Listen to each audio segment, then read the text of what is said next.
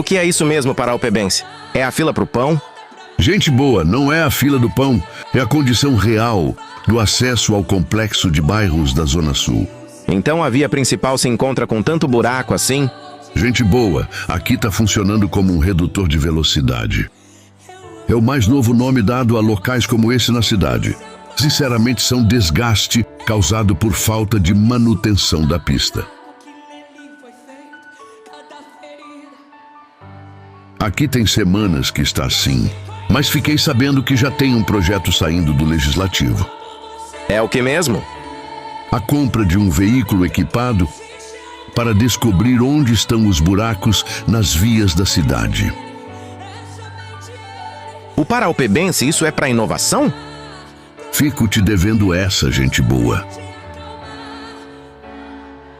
É um rio, mas a onda é grande.